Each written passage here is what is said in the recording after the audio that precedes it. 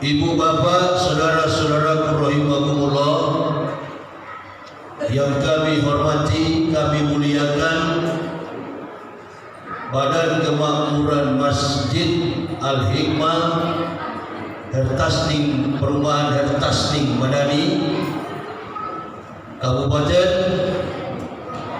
Goa, Provinsi Sulawesi Selatan,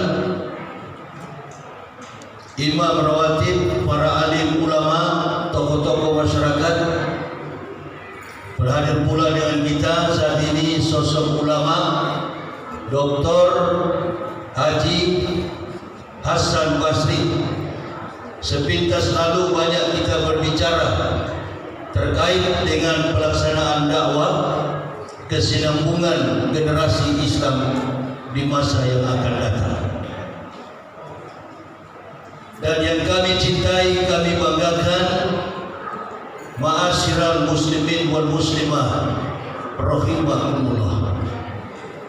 Kita bersyukur kehadiran Allah Subhanahu wa taala karena pada malam hari ini kita semua masih diberi kesempatan umur usia untuk kita hadir di rumah Allah ini. Tak lain dan tak bukan adalah memupuk kesadaran kita, meneguhkan keimanan tauhid, membangun ukhuwah Islamiyah dalam sebuah tema takwa dan solusi umat Islam. Ayat yang saya bacakan tadi terkait dengan asal usul penciptaan manusia. Tidak ada makhluk yang paling mulia, tidak ada makhluk yang menduduki ranking paling tinggi dari jutaan makhluk ciptaan Allah Subhanahu wa taala kecuali makhluk yang bernama manusia. Manusia menduduki ranking yang paling tinggi dari sekian banyak makhluk ciptaan Allah. Amr bin Ka'ab Abu Hurairah pernah bertanya kepada baginda Nabi sallallahu alaihi wasallam, "Ya Rasulullah, man a'lamu nasi, man a'budu nasi, man afdalun nasi?"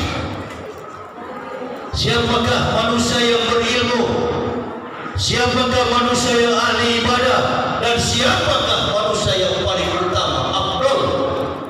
Orang yang dianggap pejabat afdal, orang yang paling utama.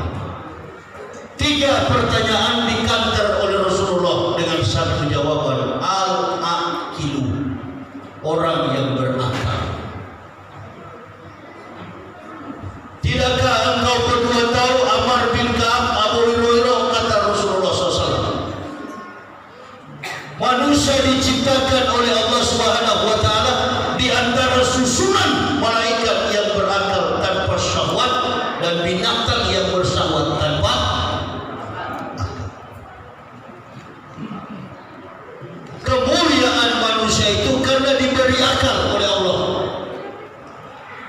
Maka dia bisa membedakan mana yang baik, mana yang buruk, mana yang hak, mana yang batil.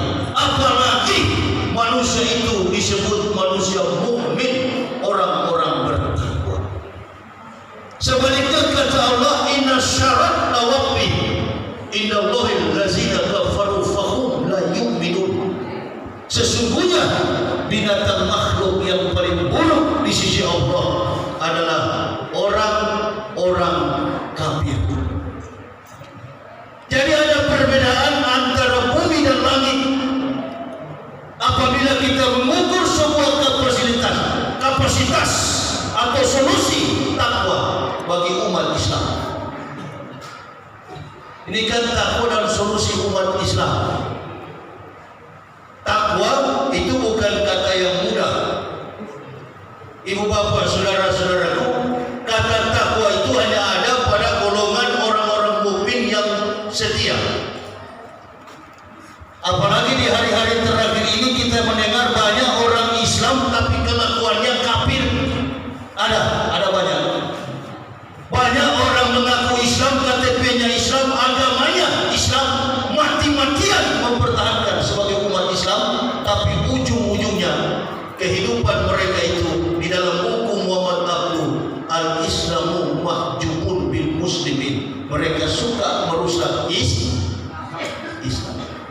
Ini golongan munafik.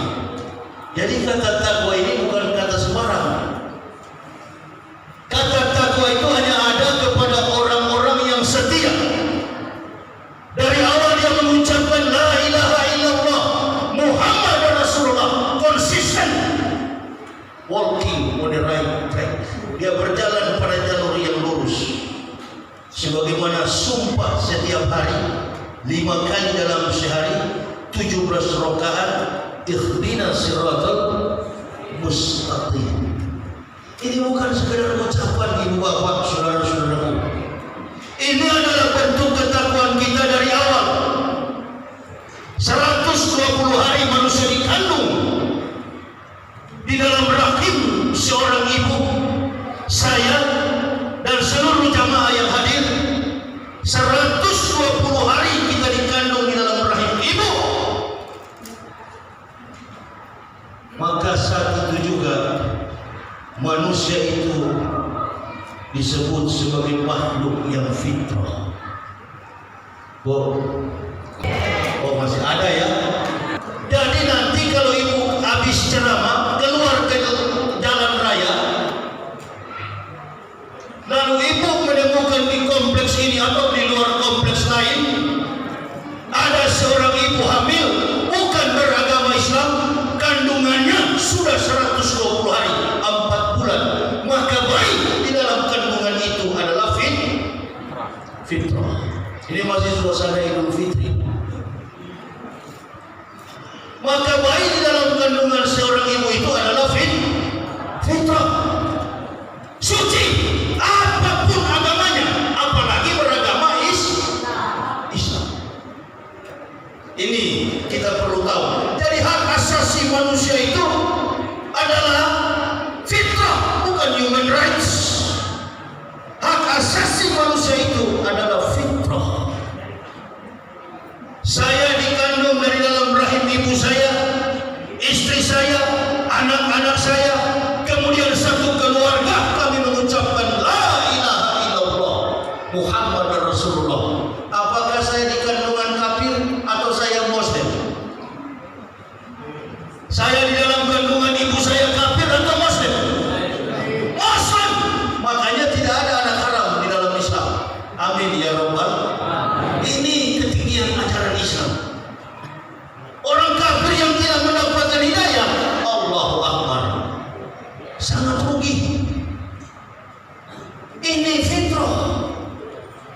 Kita disucikan. Inna khalaqnal insana min sulalatin min tin, tsumma ja'alnahu nutfatan fi qararin makin. Disimpan ke dalam kantong rahim yang kokoh. Masya Allah. Hebat ajaran Islam. Dari sebelum datang Rasulullah sampai datang Rasulullah, bahkan tidak ada Rasulullah SAW, para saintis, orang-orang jenius yang ada di belahan dunia ini, bahkan seorang sosok profesor doktor ahli kandungan Maurice Bucaille, beliau mengatakan hanya menemukan satu titik dalam Al-Quran, satu kata dalam Al-Quran, nutfah, setetes air mani yang bercampur mengandung berjuta-juta sel telur, melahirkan, kemudian tampil ke dunia ini. Ibu bapak saudara-saudara bukan saya. Mana ada agama di dunia ini yang bisa menampilkan, yang bisa memberikan kontribusi bagi kemajuan sains dan teknologi? Kalau ada, agama mana kira-kira? Lalu antum mau percaya, apalagi di santri-santri ini, mau percaya orang yang mantan dari pesantren yang kemudian murtad namanya Tai Pudin? Ente percaya tai jadi tai? 300 ayat katanya perlu di-delete, perlu dihapus, perlu di-skip. Antum percaya tai? Tai Pudin keluar dari Islam, murtad dari Islam. Hanya satu statementnya, si iblis yang murtad ini katanya tidak mampu sholat 5 waktu. Inna lillahi afdolul a'malu as-sholatu khams. Amal yang paling utama adalah sholat lima waktu. Mengucapkan syahadat, sholat, sedekah, berpuasa wa shaimina fi syahri Ramadan himayatan lil hajj wa sadaqa wa'da allazi jahada bilaiha qabtihadihi wa badala juhda. Berjihad naik haji lengkap iman Islam. Murtad keluar 300 ayat katanya harus dihapus. Saya masuk Islam ini ibu bapak sekeluarga dari kandungan alastu bi rabbikum qalu bala syahidna. Ada agreement, ada perjanjian, ada deal to deal antara saya dengan Allah Subhanahu wa taala dari rahim ibu saya, lalu lahirlah saya. Begitu dewasa berumur 36 tahun, saya dan istri anak mengucapkan La ilaha illallah Muhammad Rasulullah. Apakah kami pindah agama? Tadi beliau katakan, katanya mu'alaf. Siapa yang pernah mengaku mu'alaf? Ada ulama besar. Ada ulama besar. Tanya ulama besar. Di mana referensi kata mu'alaf dalam Quran? Itu bahasa mu'alaf itu bahasa orang-orang awam. Kalau sudah di masjid begini nggak boleh kaji Islam secara awamisme. Islam tidak cocok dikaji secara awam karena orang-orang Islam mulai dari kecil sampai ulamanya semuanya cerdas mengkaji Islam secara ilmiah. Ini agama yang sistematis, kontekstualis, teologis, rasional. Hanya orang cerdas yang memiliki ketajaman intelektualitas di atas rata-rata yang boleh mendapatkan Islam. Orang kafir mayyahillahu fa huwal muhtadi wa mayyudlil fa ulaika humul khasirun. Jadi orang yang masuk Islam itu bukan mu'alaf. Mu'alaf itu orang yang dibujuk hatinya. Saya, istri dan 3 orang anak masuk Islam, tak ada yang bujuk. Bagaimana dipanggil mu'alaf? Mu'alaf yang dibujuk. Habis dibujuk, habis bujukannya balik lagi ke kafir. Kami nggak bisa dibujuk. Kami mu'alaf. Kami orang yang mendapatkan hidayah. Mengkaji Al-Quran selama 8 tahun. Jangankan satu kata, satu titik Al-Quran tak mampu diselewengkan oleh otak dan tangan manusia. Sementara Bible Kristen ada ayat yang kontroversial, ada ayat yang bertentangan. Di mana kitab Injil yang asli? Mana kitab Injil asli? Saya mau lihat. Kalau ada besok saya masuk Kristen lagi. Ini saya pertaruhkan sampai ke meja persidangan. Saya dihukum karena saya robah kalimatnya. Kata Roh Kudus, saya bilang Roh Kudis. Nah itu. Kitab Matius, Markus, Lukas, Yohanes, Stefanus, Spiritus, Tacitus. Itu saya masuk penjara. Tapi untuk mempertanggungjawabkan kredibilitas kontroversial dan tidak rasionalnya Bible Kristen, saya bertahan sampai masuk ke liang kubur. Al-Quran sebaliknya, jangankan satu kata, satu titik tak mampu diselewengkan oleh otak dan tangan kotor manusia. Lalu 300 ayat di mana tai? Ini tai pudin punya kerja. 300 ayat di mana tai pudin? Konven pendeta tahun 1994 di Leiden, Dokter, dikumpulkan seluruh ahlul kita, Christian priest, bahkan yang sudah masuk Islam, mantan pendeta. Di Eropa sana banyak sekali pendeta, pastor, sudah kampus. Dan mereka selalu mengatakan argumentasi mereka selalu berbasis pada komparasi kemampuan kita Al-Quran Karim, termasuk Morris Bukai. Jadi orang-orang hebat ini masuk Islam karena kebenaran kitab suci, bukan karena melihat sikap dan Bapak Ibu. Kalau melihat sikap dan Bapak Ibu, nggak ada orang masuk Islam. Apalagi ada yang pakai sorban putih melintang, innalillahi. Jilat sana, jilat sini, ngaku balik, ngaku. Benda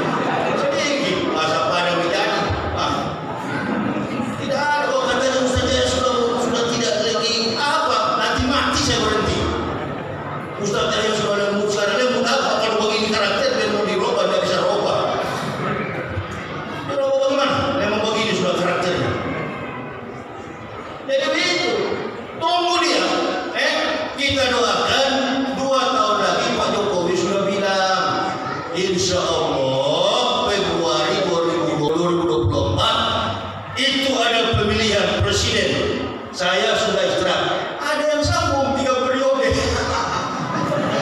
Karena yang gelisah ini Jokowi turun bukan Pak Jokowi. Pak Jokowi orangnya legowo, orangnya berbesar hati, apalagi raja yang di samping. Raja yang di samping Pak Jokowi yang nggak muncul-muncul sampai sekarang. Apalagi rajanya, wakilnya Maruf Amin. Tambah legowo, mau ditarik ke kiri, oke, ke kanan, oke, ke kanan, ke oh iya. Itu kayak ada orang kumpul-kumpul, kenapa kayak kumpul-kumpul ini corona? Ini kan kita jadi ada corona.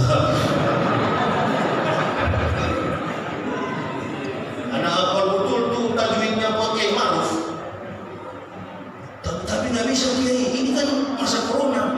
Nah, tidak apa begitu kan ini cari dana untuk corona. Turun Pak Maruf, turun Pak Jokowi, mereka berdua ini sudah ikhlas. Tapi bajingan-bajingan di sekeliling Bapak Jokowi itu tidak mau Pak Jokowi turun. Tidak tahu malu. Mayoritas masyarakat sudah nggak suka mereka. Bukan Pak Jokowi yang nggak disukai, yang di kiri kanan muka belakang ini yang pelindung Pak Jokowi. Bajingan semua. Kiai sudah tua saya dari Jakarta, Super Makmum mengatakan bajingan semua. Almarhum Jainuddin MZ bajingan tadi. Masa kita yang muda-muda ini jadi ustaz penakut tiarap, baru umur 50 tahun ceramah pelan-pelan. Oh ini kan menyentuh hati umat. Bukan menyentuh hati umat, imanuhu fi amplopi. Yang ada di kepala amplop supaya terkenal tenar top. Itu jamaah, perhatikan baik-baik. Jadi saya dan keluarga bukan pindah agama. Our family never converts our belief, but coming back to the truth. Kembali kepada fitrah, pulang kepada kebenaran. Bukan pindah agama. Orang dari kafir masuk Islam kembali kepada fitrah. Nah kami kembali, kita semua setelah Muslim setiap tahun fitrah, memasuki Khotama Ramadan semuanya pada hubbi Syawal wal amma ala su'ibina bidil fitri wa khairin nawab. Di bulan Syawal ini kita mendapatkan fitrah. Takut apa dengan kehidupan ini? Setiap tahun kita disucikan menjalankan puasa di bulan Ramadan. Alhamdulillah, nggak ada agama yang paling sempurna, agama yang paling hebat, agama yang paling tinggi, baik secara teori maupun dalam praktikal ibadahnya. Yang dilakukan semua Nabi, dilanjutkan oleh baginda Nabi SAW adalah agama Islam. Nabi Isa agamanya Islam. Dia sholat sebagaimana umat Islam sholat. Nabi Ibrahim sholat, Nabi Musa sholat, 124.000 Nabi yang diutus Allah sholat. Qul ini Abdullahi atani al-kitab wa ja'alani nabiyya wa ja'alani mubarakan aina ma kuntu awsani bi sholati wa zakati malumaya. Salat membayar zakat seumur hidup. Kata Isa al-Masih 19 Maryam ayat 30 sampai 31. Jadi Isa itu agamanya Islam. Bagaimana Ustaz yang di sebelah sana? Di Kristen bukan Isa, Yesus Kristus, lakum dinukum.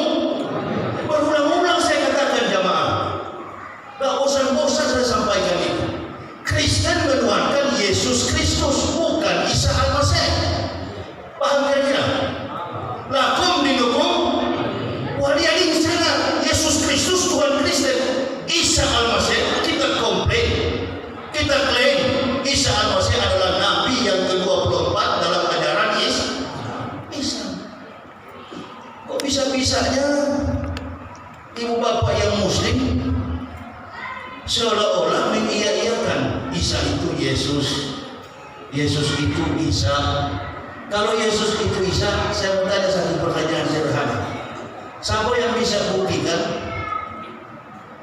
bukti otentitas, bukti keaslian? Pertama, naskah kitab Injil yang asli. Baik dia seorang profesor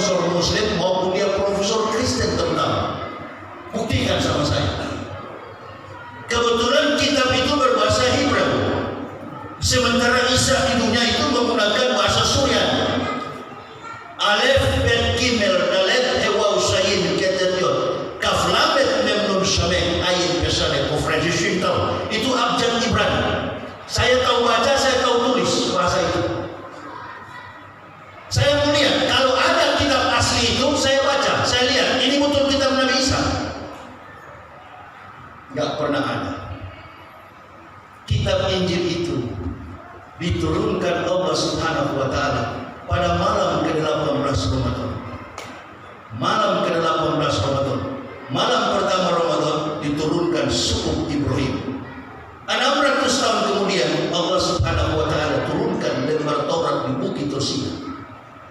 Setelah Taurat diturunkan 18 Ramadan, Taurat diturunkan, Allah Subhanahu wa taala turunkan malam yang ke-12 Jabur Daud, atau dalam bahasa Yahudi, agama Yudaisme, Yahudi punya agama namanya Mizmor.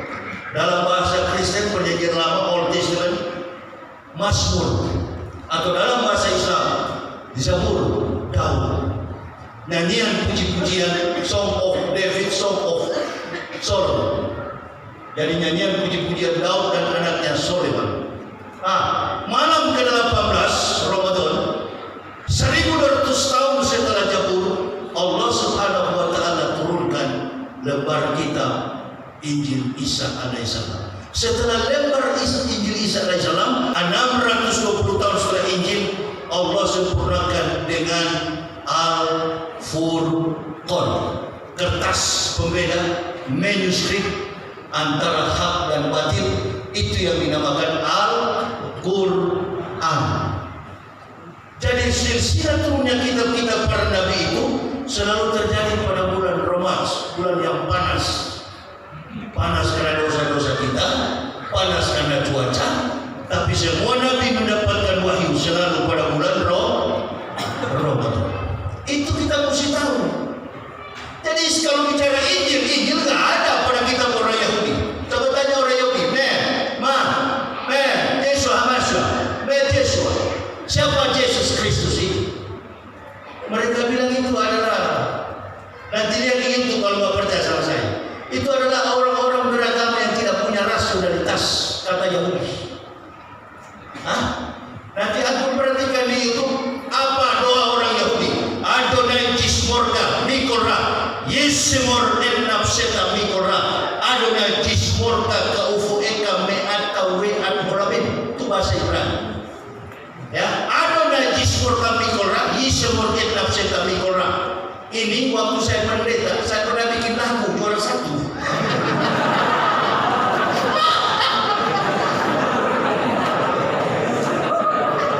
Saya bikin lagu di Papua. Wah, kaget semua. Adonai Jismorka Mikorra, Yesemor Nafseta. Padahal itu bahasa Ibrani mengutuk orang Yahudi.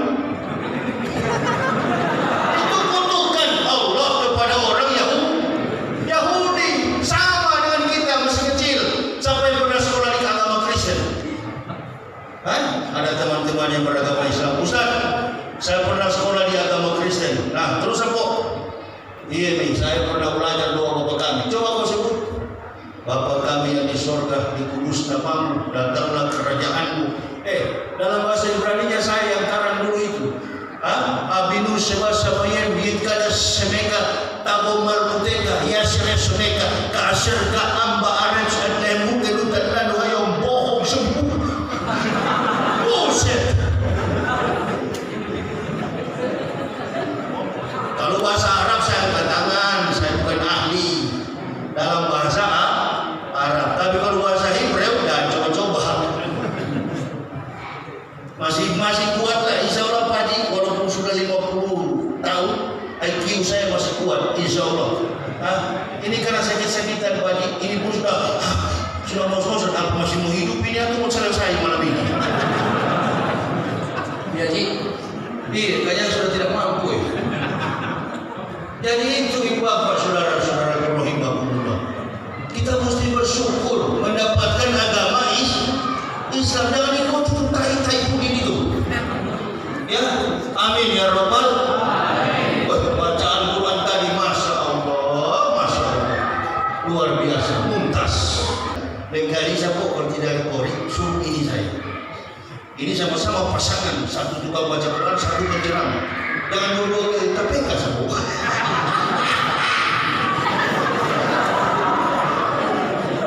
Ini saya juga tukang baca Quran, pasangan ideal.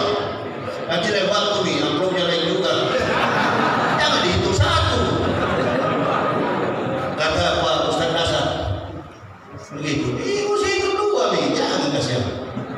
Pejuang Sulawesi ini. Hai, masa diabaikan? Dari mana kita kau buka satu pulau? Allahu Akbar. Mereka mengatakan tak usah malu-malu, akui saja. Ngapain ente malu? Akui saja. Tadi mohon maaf saya lewat di jalan raya, ada pendeta punya spanduk di situ mau KKR, kebaktian rame-rame. Saya misalkan, kenapa kita orang Islam mayoritas tidak tahu spanduknya Yahya Waloni di situ? Mereka orang gagah begini kau tidak tahu lagi. Saya masih lebih gagah itu lah. Kenapa tidak ada spandukku?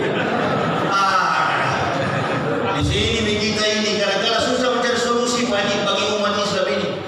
Spanduk aja takut digantung. Masa tidak digantung? Ini ahli bahasa Ibrani. Digantung nih sepuluh. Banyak sekarang YouTuber yang dari Islam itu jago bahasa Ibrani. Ustadz Suma itu sering dialog sama saya, sering telepon saya. Suma itu, Ajul Kipli, apa itu? Abbas, tanya dia itu, Anu ramai sama saya. Saya ajar-ajar boleh kapan kita ketemu lagi. Jadi orang-orang sudah dilihat, dididik semua bahasa Ibrani. Coba tanya pendeta-pendeta, jangan yang jauh-jauh di Makassar di sini. Bahasa Ibrani, Salom, Kafri, kalau dia bisa balas. Dia cuma tahu Salom, Salom, Salom. Cuma satu kata. Kasihan. Di Islam tidak boleh. Islam bukan agama yang gampang. Al-Islamu ya'lu wa la yu'la alaihi. Agama Islam, agama yang tinggi. Betul nih Pak Haji, baju kita sudah ditukar. Dulu, mohon maaf Pak, ya ini ada maklum juga kayaknya. Orang Chinese. Kelihatan ini memang kafir juga ini. Dia mohon maaf sama maaf ke siapa? Cuma lihat di wajah ke siapa? Mohon maaf. Sama-sama iya juga Manado iya. Manado iya. Iya. Jadi mohon maaf tanya kau ini ke siapa? Tanya beliau. Sama-sama tentang kafir ini. Bagaimana penampilan pendeta di saya dulu? Baju, dasi, kubu-kubu, hormati. Hormati kan harus pakai nasi kubu-kubu misalnya. Balik ikuti maya pakai nasi kubu. Pakai jas, pakai macam-macam mahal semua. Sekarang kami tukarkan itu dengan pakaian sorban. Kemudian kami berdakwah. Alhamdulillah. Bukan hina itu, tinggi secara ekstremis. Kalau agama kita benar, debat lawan bertarung kita secara ekstremis, etika, logika, estetik. Kaji Islam secara ilmiah, bukan sembarang masuk Islam. Masya Allah. Antum bisa Islamkan orang Amerika, astronot, angkasawan Amerika. Antum bisa Islamkan matematikawan Amerika. Antum bisa Islamkan fisikawan Yahudi, Asia, Afrika, Amerika, Eropa. Umat Islam itu sudah hampir 3 miliar di tahun 2022 ini. Perkembangan Islam sangat luar biasa. Di Indonesia ini tuh kebanyakan banyak munafik. Sehingga tuntutan mahasiswa kemarin akibat kemunafikan mereka, tuntutan ibu-ibu menuntut supaya minyak goreng turun, jangan ada alam yang turun.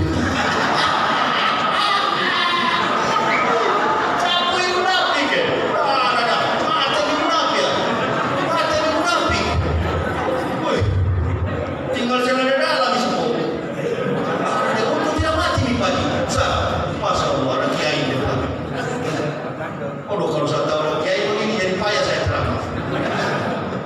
Tidak dikasih yang sebenarnya kan mahasiswa menuntut pagi kasihan. Jangan. Mahasiswa menuntut supaya sembako turun, ya kan? Ibu-ibu turun minyak goreng itu ada Pak Ustaz. Tiba-tiba buka itu turun, jangan ada. Jagonya. Untuk buka di Makassar di kamu. Kalau di Makassar tidak ada sisa memang. Pacak tuh nih. Ada becuknya.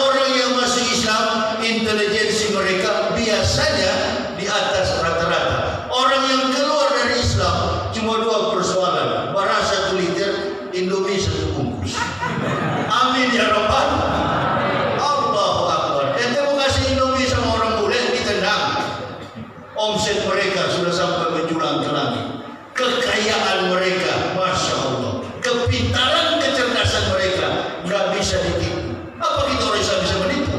Enggak. Makanya Allah katakan, kalau Anda hebat, kalau Anda luar biasa, Anda menentang perintah Allah, Anda tidak suka kepada Nabi kita Muhammad SAW, maka buatlah misalkan hanya satu ayat.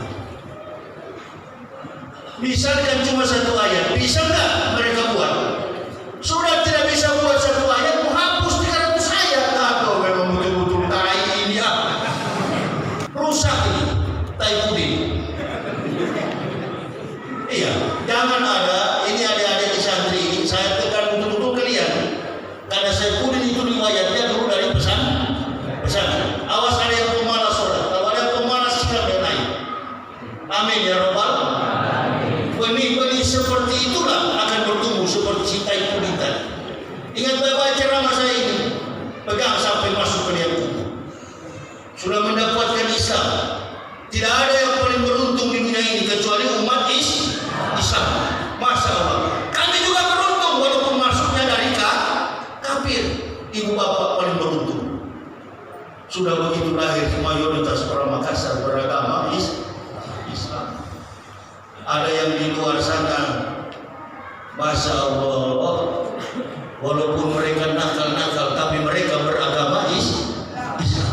Satu waktu mereka akan sadar, ya, mereka berhenti dengan pergaulan-pergaulan malam, balok, narkoba dan lain sebagainya. Pemerintah kita ini kita doakan, biar bagaimanapun Pak Jokowi, ya, dan seluruh jajaran pemerintahan ini masih bertugas.